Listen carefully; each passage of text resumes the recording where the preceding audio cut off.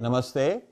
I have a very interesting show with someone called Sri Louise, a white woman who is a Hindu practitioner, a disciple of Swami Dayananda Saraswati, deeply involved in yoga, has read some of my books, been influenced by them, and is on our side of this battle with those in the West who are appropriating, misappropriating, distorting yoga.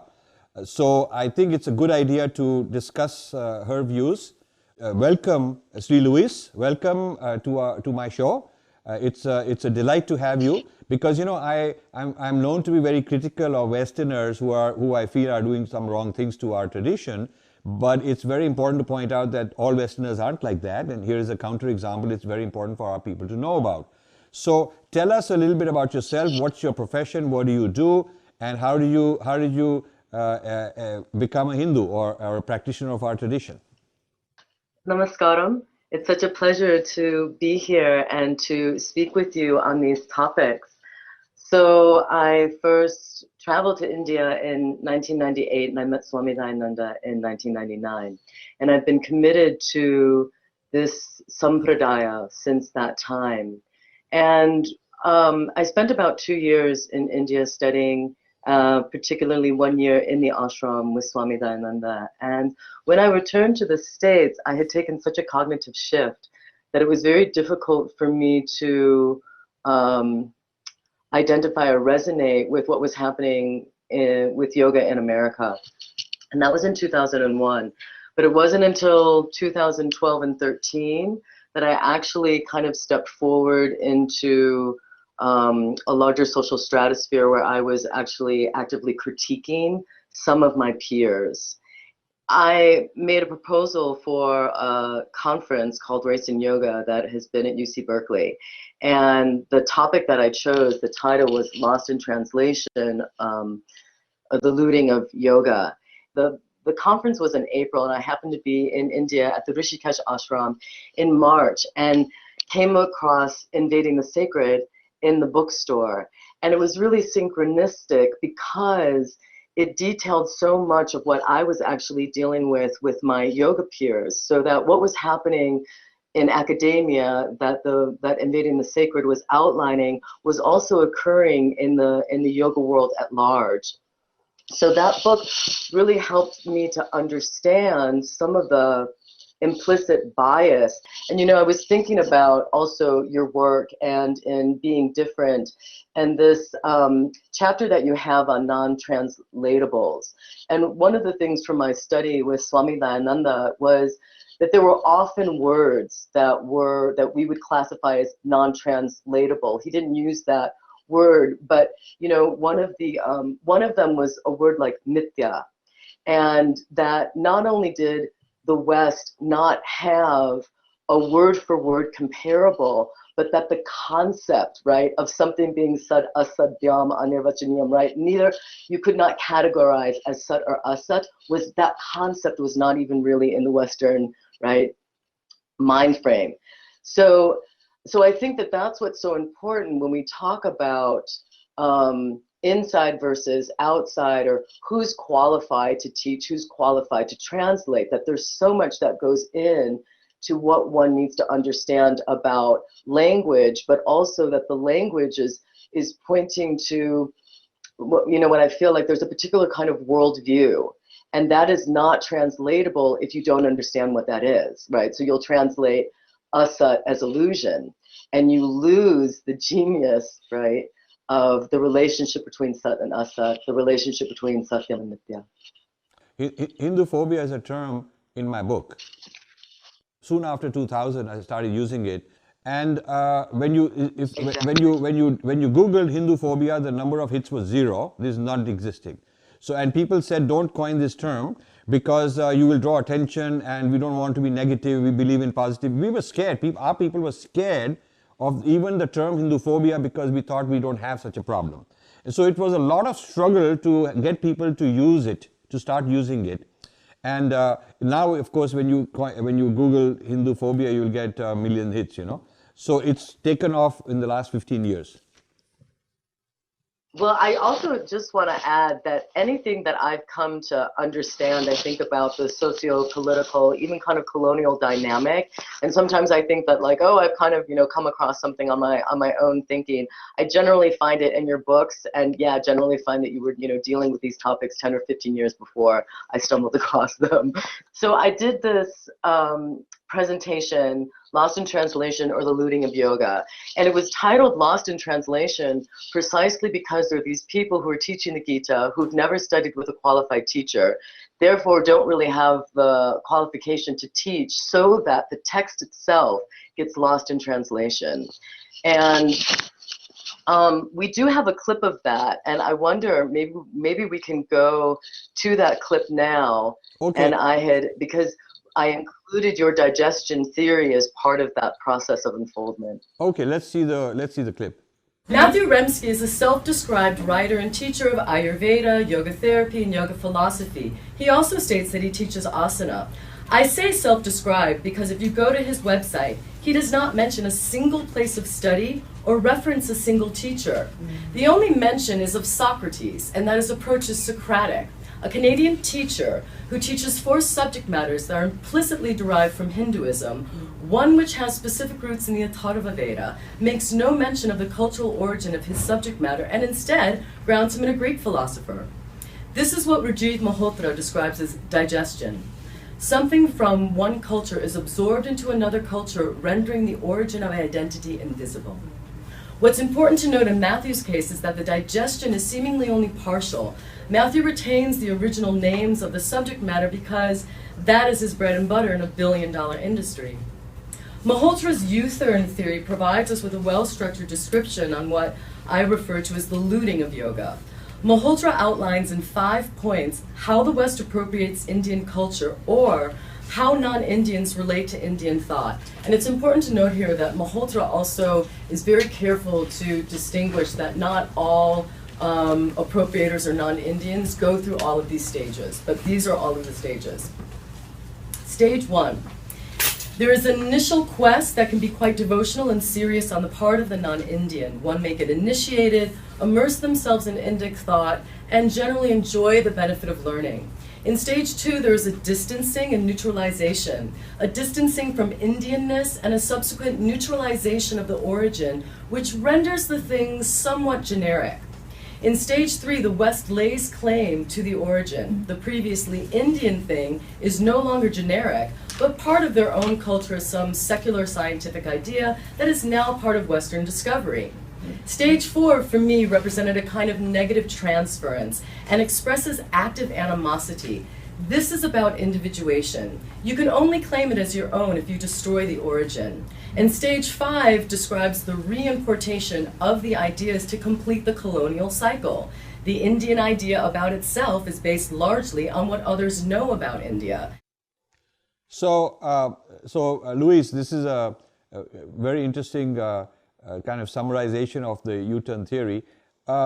There's a second video clip we have from somebody who adopts a different point of view, the opposite point of view of what you and I are saying.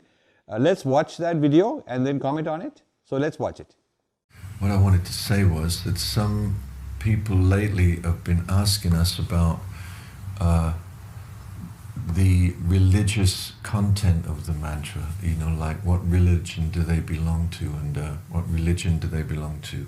And we've also found ourselves visiting countries where there's conflict, religious conflict, for instance, Israel and Kiev and Ukraine to a certain degree, and whether the mantras are in some way affiliated to some organization. You know what I mean? Do you want to say something about that? I mean, that's the beautiful thing, that the mantras aren't. They are ancient sounds that have been discovered and then put in a structure that we can remember them and use them, but that's thousands of years ago, before there were any religions. And only later Hinduism adopted those sounds and adopted the Sanskrit language, and so now we relate the mantras to Hinduism. But really they're indigenous, almost like primordial sounds that speak to our very core, the center of our every cell. Yeah, yeah. They absolutely transcend any organization, religious or political, or even cultural. We've found out even that we play the mantras, right, all over the world. And the cultural boundaries just do not exist, you know. So that's what we wanted to say, that the mantras, like David said, you know, they work on a subliminal level, another dimension, and that's why they're healing us, you know. So let me dissect it a little bit.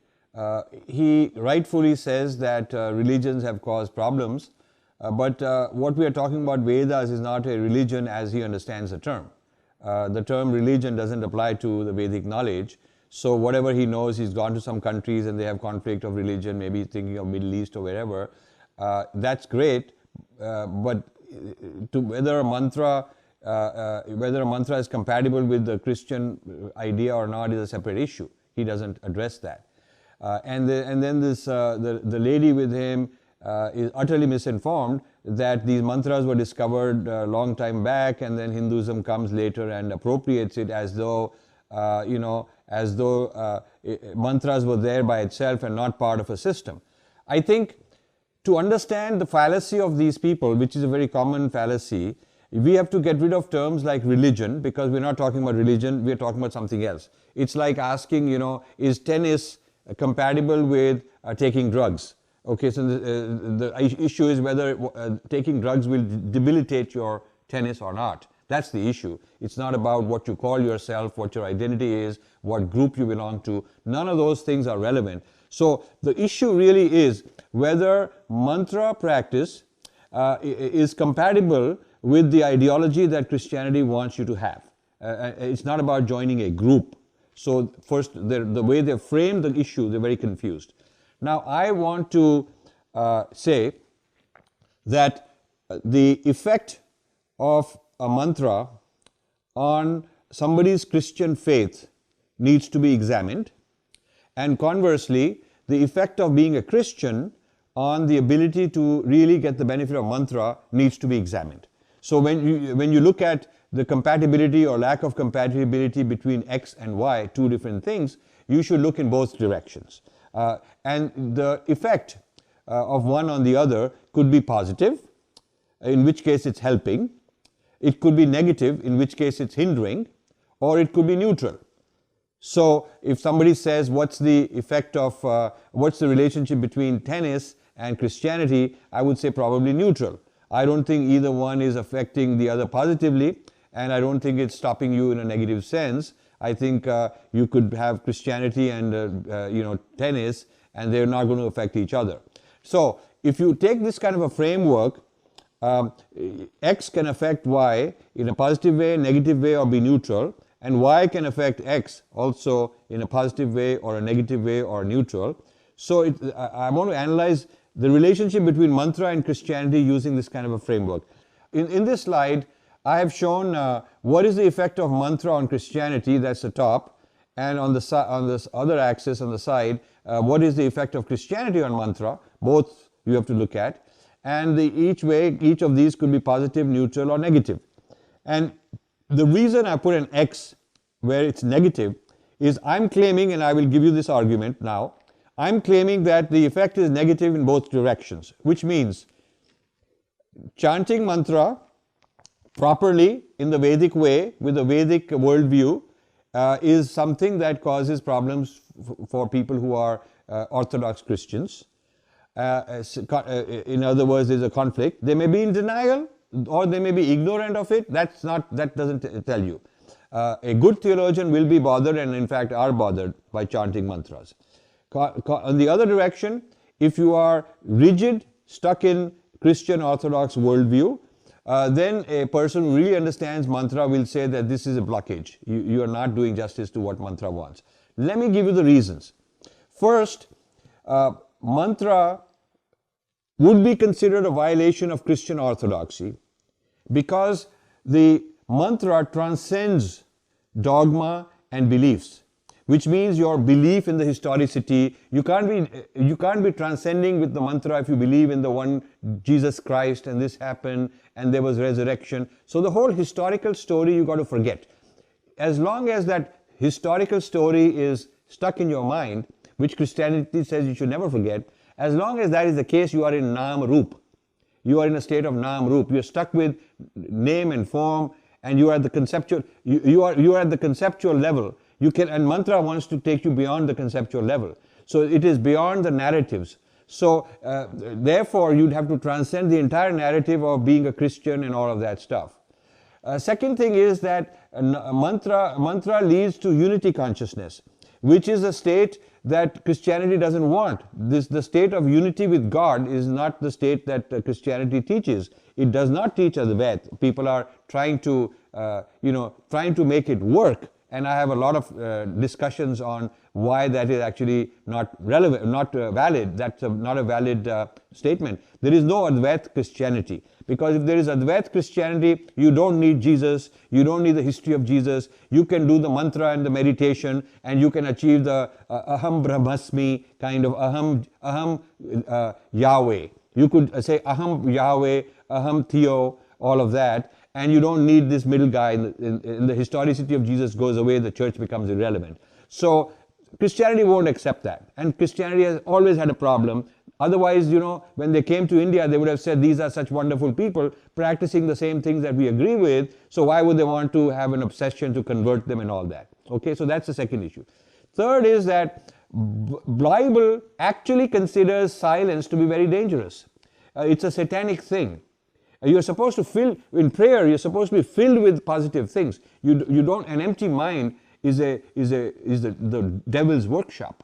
Whereas in meditation, the mantra takes you to a state of emptiness. So that's another reason that they are not compatible. And then another final reason I gave is that Christianity considers mantra to be like prayer. And if it is prayer, it is not to their God.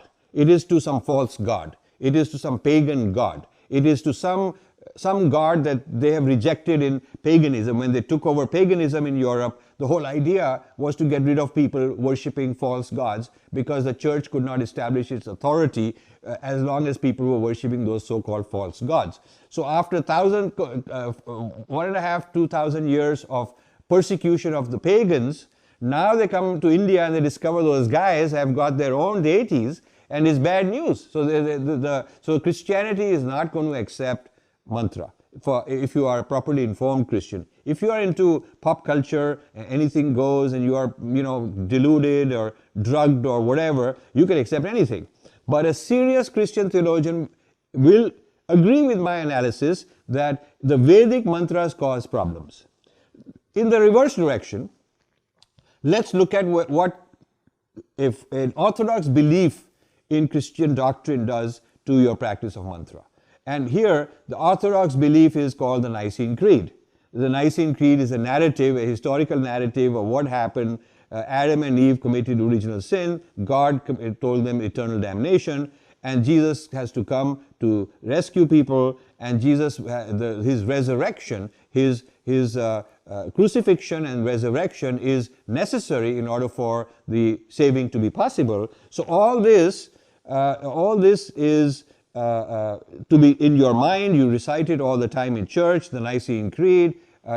So this is actually taking the attention of the person away from where the mantra practice wants it. The mantra practice doesn't want to deal with any of this stuff. It's just not possible. Okay, so if you are thinking of all these things, then you are not in mantra practice.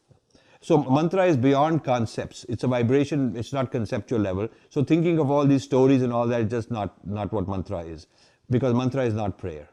And the second reason I give is that the cosmology of the Bible really does not accommodate and allow for the Vedic idea of rhythm. The rhythm as sort of the fundamental fabric of reality is a very different concept for anything that the Bible has. So I'm just showing one example of a quick analysis, the type that any rigorous thinker would want to do. to see if they are compatible or not. But this has become a joke. People really they're so ignorant, they don't understand, and they are just sort of trivializing the whole thing. So what the guy and the woman in the previous clip were saying is actually indicative, as they neither understand Christianity nor the Vedic thought. And they just, to them, at a very superficial level, it all looks like the same. So that's my view of it. And now I want to hear your view. Well, I think from the standpoint of Westerners, because I can empathize or relate to the ways in which Christianity has been rejected. And, I'm someone that had very particular, really specific existential questions that I was asking. And those questions led me to Swami Dayananda.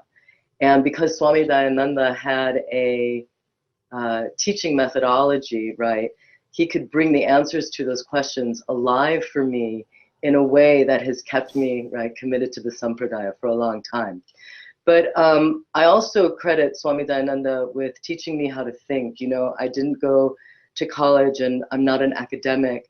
But I find that for most Westerners, they're not asking particular questions, right? So there's a level of inquiry that is not being engaged in, and that what's happening is that from the rejection of a kind of Judeo-Christian framework, there is really just the appropriation, right, of an Eastern framework that, when unthought of, doesn't conflict, right, with their own religion of origin, with their own concept of God, and all of these things. But what they can gain is a psychological, emotional kind of feel-good experience. For me, it's like I call it the Western colonial narcissism. And I feel like that is what I would say, kind of the majority of Western yoga, kirtan, mantra people are involved in, is really just a form of escapism. And so there isn't a whole lot of rigorous thinking, right? What is the relationship to Christianity? What is the relationship to an Eastern ontology? Are those two things in conflict, right? Where are they not in conflict? But I also think that the other interesting thing from that video, and this is coming up a lot, is that there's this self-deflection, right? It's like the colonial self-deflection. So rather than say, oh, there's this,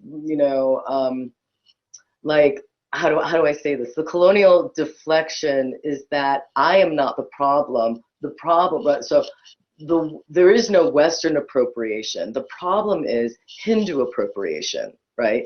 So people have asked, the reason they made the video is because people were asking, from where do these mantras originate? And rather than them actually have to be responsible and detail sort of where these mantras are from, how they use them, rather than take any kind of reflexive responsibility for that, they then say, oh, Hinduism appropriated these mantras. Before Hinduism came in, these were these primordial sounds that were open to everyone. And then when Hinduism came in, right, they appropriated, they closed that off, and now we associate these mantras with Hinduism, but in fact, they transcend Hinduism. So again, and that's where, I find that this Hinduphobia is everywhere, right? Once you've sort of woken up to how Westerners are framing Hinduism, you're like, wow, that is really interesting, to the extent that that Hinduphobia is happening.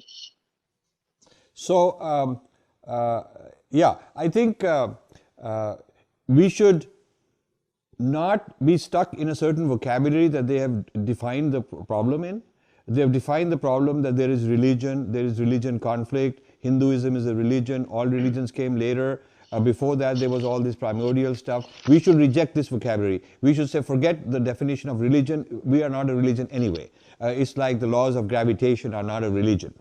So the nature of reality which the rishis discover is not about religion, and it's not about joining a group or an organization. So let's put all that aside, and yes, we agree with you to the extent that you are saying religions cause conflicts, religions came later, religions are not natural. We agree with all that. Let's reject all religions. So having rejected all religions, now what we are saying is that there is mantra. It is based on Ritam, Vedic Ritam. There is Vedas, which is not religion. There is certain codes of conduct, some yam and niyam. There are certain ideas of reincarnation and karma and all that, which are part of this worldview. So mantra works within a worldview, which we don't have to call a religion. And you don't have to join a group or a church to make it work. So in your own personal capacity, you can practice this entire worldview and it's fine. You don't have to call it, we're not stuck with any particular name. What we are showing is that this worldview and the mantra practice are not consistent and compatible with Christianity. That's what we are saying. That there are so many differences that one will not be useful, one will not be conducive for the other. And it has nothing to do with whether they are called religions or not. In the West now, I keep sort of, repositing this question, what makes yoga yoga?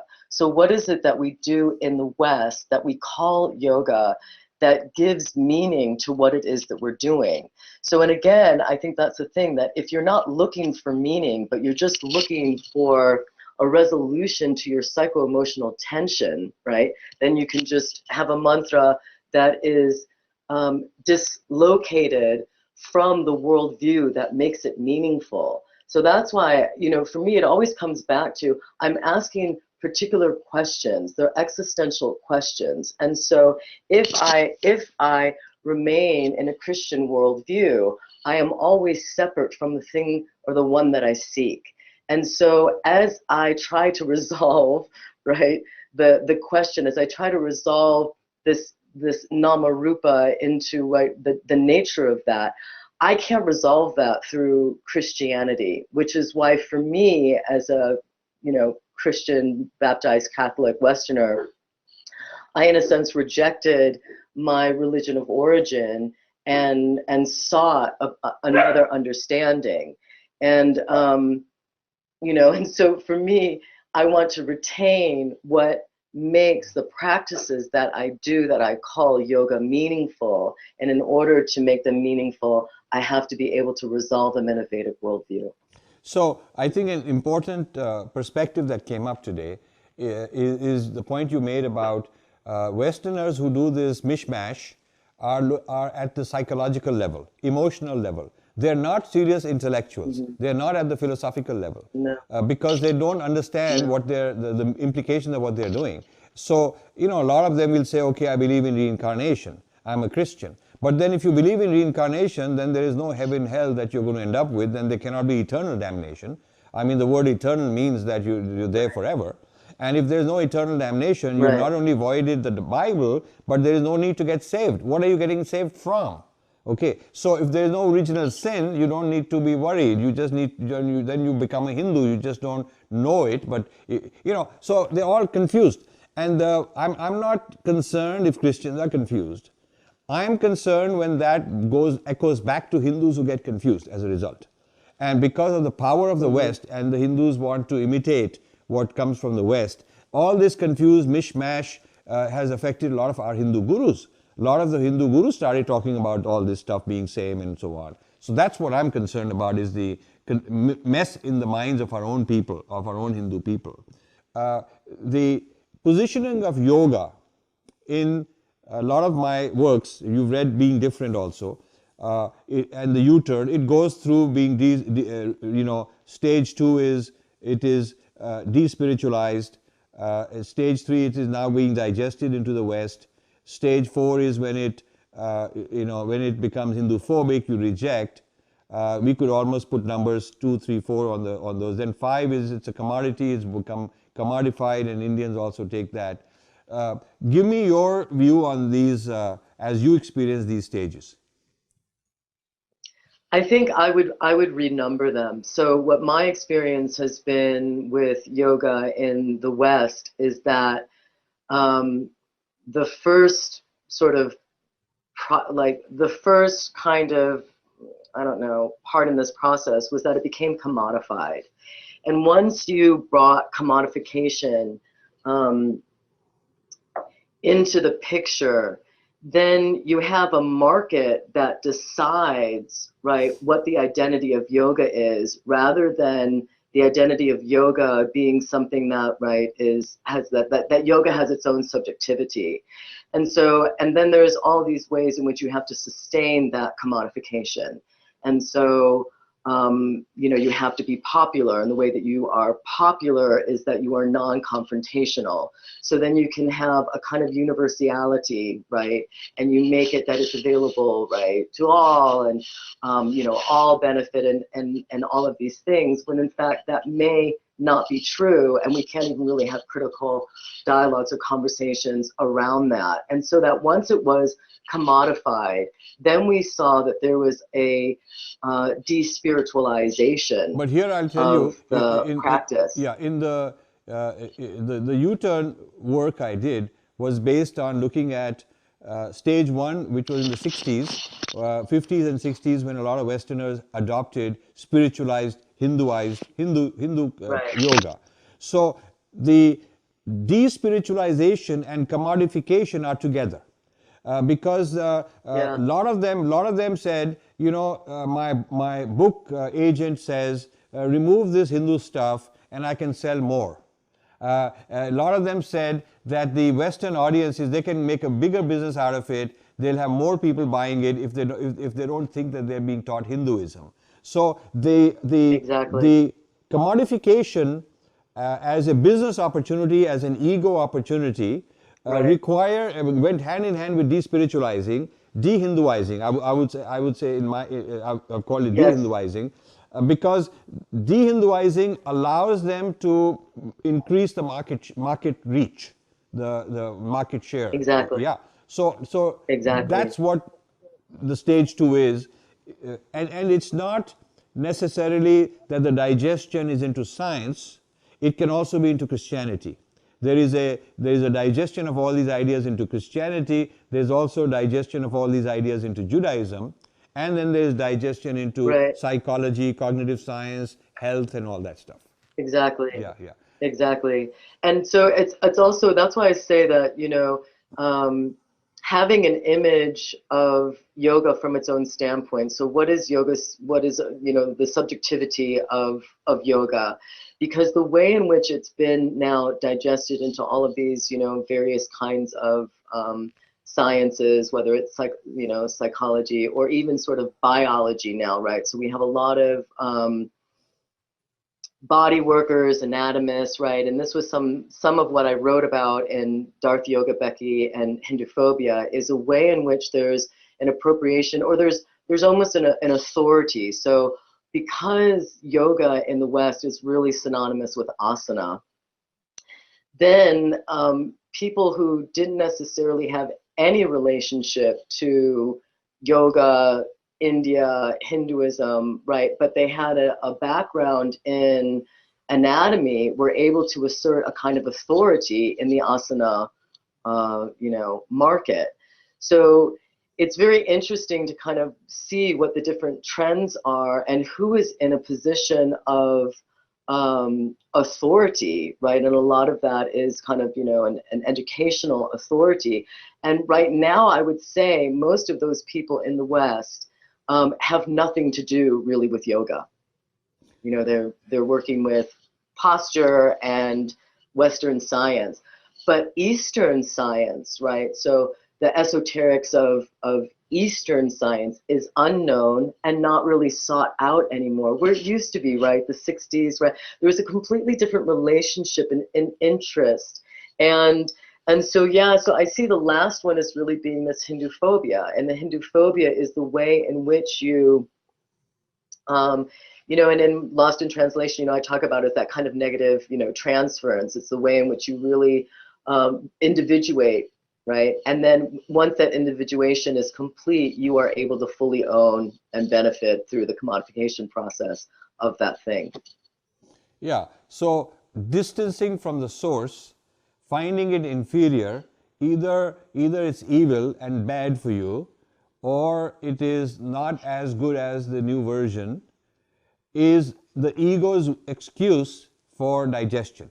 Because I've done a lot of interviews, I've said, now why have you digested? And they've said, because it's better that way. It's better this way. Right. Or I've gone away from something which was bad, you know, it had a lot of problems in it, a lot of baggage. We don't want the baggage. So the Hinduphobia is almost a kind of the excuse given by the ego, the rationale given to justify what it's doing. It's an interesting. I was once mugged in Manhattan in the early 1970s, and the person who mugged me, it was not just important for him to get my wallet, but it was very important for him to keep abusing me. Abusing, yelling, screaming, who, this, that, all kind of slurs, and he ran away. And it bothered me that why does he do that? And I talked to somebody in India, and he said there are places in India where they have a lot of dacoits, a lot of bandits who come and burglarize remote village homes. And they have this practice of abusing, insulting, they do all kinds of horrible things, which doesn't help them make more money. But while taking the money, insulting you is very important. So once I saw NPR or one of these shows in the US, and they were explaining the psychology of a thief or a criminal, and they were saying that sometimes it is very important for them to hate the victim, because then they can psychologically justify what they are doing. So the hatred of the target it goes hand in hand with the appropriation. You want to take something, but you want to hate it because it justifies what you're doing. I feel that there's something like that going on between digesting from the Hindu sources on the one hand and Hinduphobia being projected simultaneously. So these are not actually chronological, they sometimes happen in parallel. Right. They're not necessarily like a linear kind of progressive. Yeah, they have a kind of different intermingling. Yeah, I mean, I can really only speak from my kind of Western perspective, and again, I feel like it's a neo-colonial tactic that is so remnant of other types of colonial strategies, whereby you make, I don't know, there's a kind of backward, right, Indian. And that is really prevalent, and it's coming out. You see it especially in all of the conversations around asana and how bad asana is for the structure, right, and how it's destabilizing and blah blah blah blah blah. And it's interesting because as a dancer, as someone who is into somatics, right, ways of understanding and building awareness in the body, and also biomechanics, so building, body efficiency, movement efficiency, I'm open to these conversations. But I think what's really problematic for me is that the people with whom I'm having these conversations with do not have, or I think are still very much lodged in a neo-colonial perspective, and they don't actually understand that they're operating under an implicit bias, so that you get this, kind of Hinduphobia. You get this like, oh, so you think this is just like this backward kind of practice, and of course it requires that you improve it. And so, especially the American imperial mindset, so we'll fix it, right? So you have this whole kind of, community that's fixing yoga, right? And now we're, we white yoga practitioners have fixed it for you. Yeah. Good. So on that, I want to conclude a wonderful conversation with you. Let's continue working together. And this mini series, I think, can bring out lots of interesting ideas. Thank you very much, Sri Louise. Namaskar. Thank you so much. And good luck to you. To help me, you can do two things. You can go to the subscribe button on my YouTube and subscribe. We need more subscribers there. Secondly, I get lots of emails on people saying, how do we donate? How can we help you? You go to rajivmalhotra.com or you go to infinityfoundation.com and you can hit the donate button. You can donate in dollars. There are different ways mentioned. If you want to donate in rupees, there is a column called Infinity Foundation India, and you click that and there are instructions on how you can donate in India.